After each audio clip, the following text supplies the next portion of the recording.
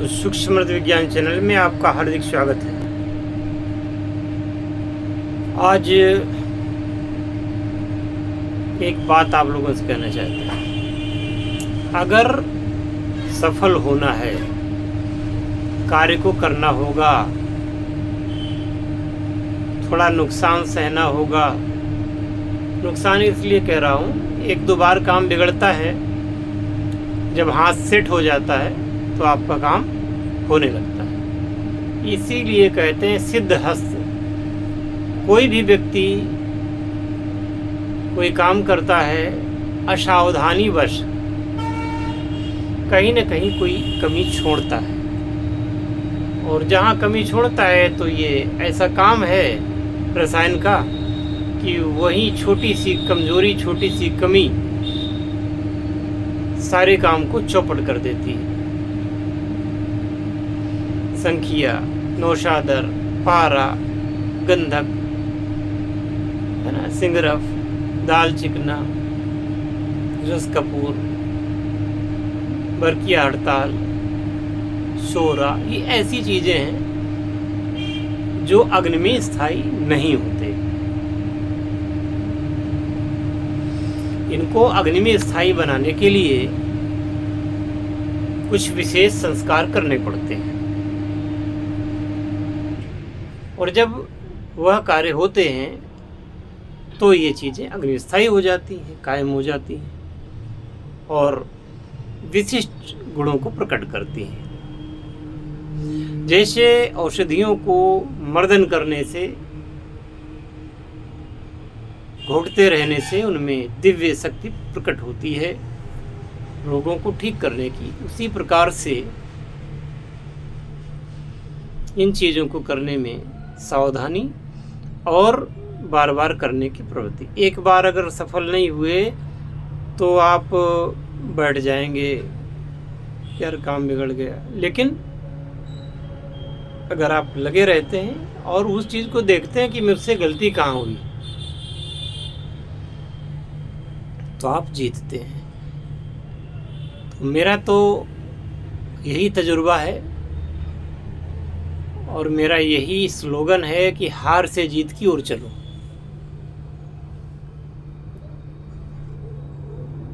जीत का स्वाद आएगा।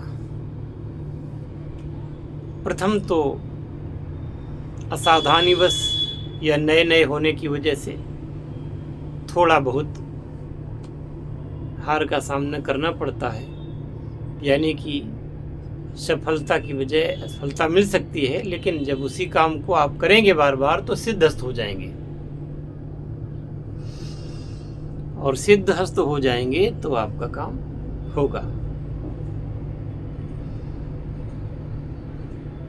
और भाई, चमत्कार है तभी नमस्कार है। अगर आप चमत्कार नहीं कर सकते तो कोई नमस्कार करने वाला है नहीं।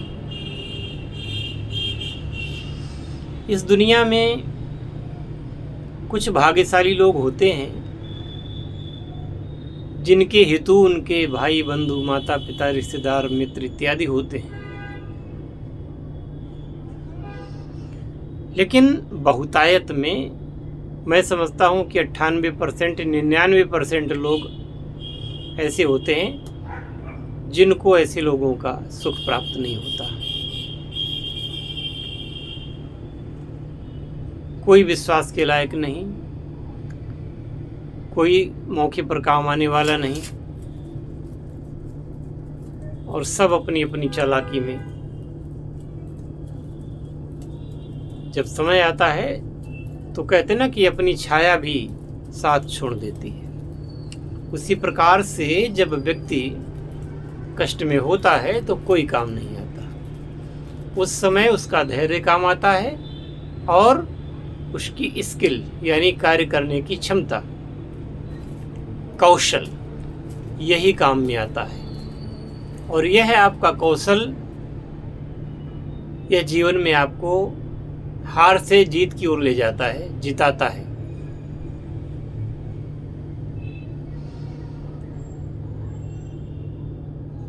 अभी मुझे पता चला कि एक महिला के बारे में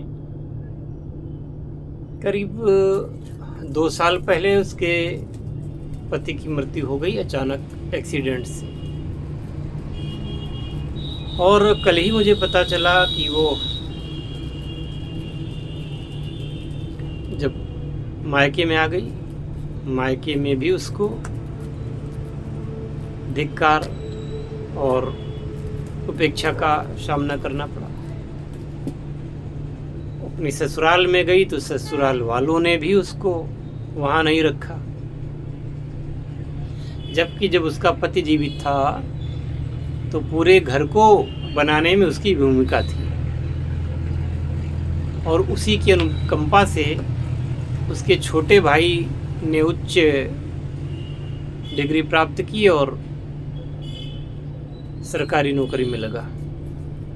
लेकिन वही व्यक्ति जब आकस्मिक उसकी मृत्यु हो गई तो उसी की पत्नी और बच्चों को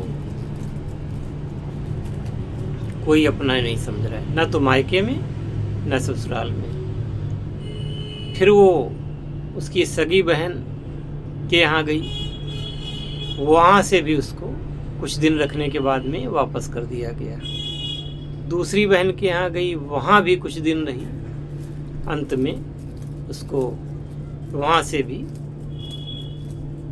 मतलब कब तक कोई किसी को बैठ के खिलाएगा या जैसे। तो ऐसी स्थितियाँ आती हैं। और महिलाओं के साथ तो दिक्कत ये है कि वह घर से बाहर अगर गई तो हर दृष्टि उनको गिद्ध की दृष्टि से देखती है, तो उनको अपनी इज्जत बचाना भी मुश्किल पड़ जाता है।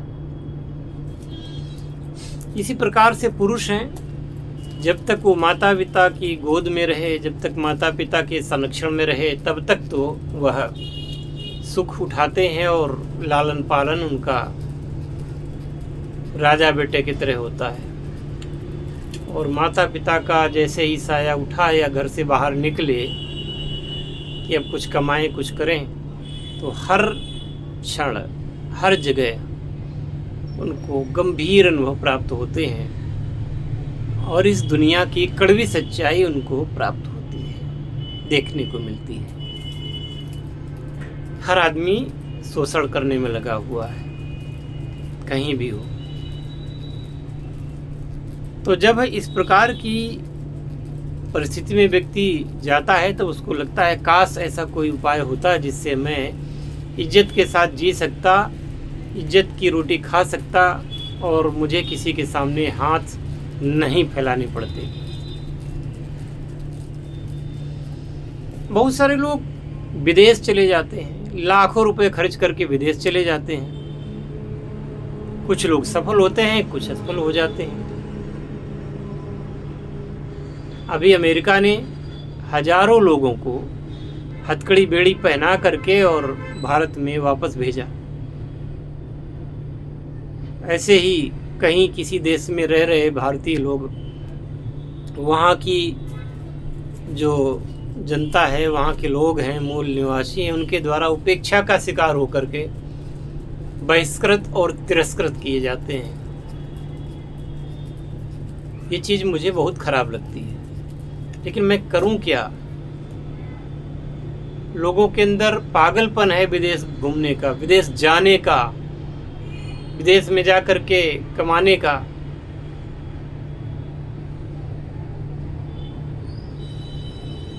और फिर वहाँ पे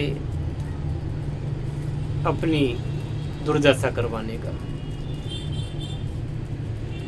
ये सस्य श्यामला भारत भूमि है, यह सिद्धों की भूमि है,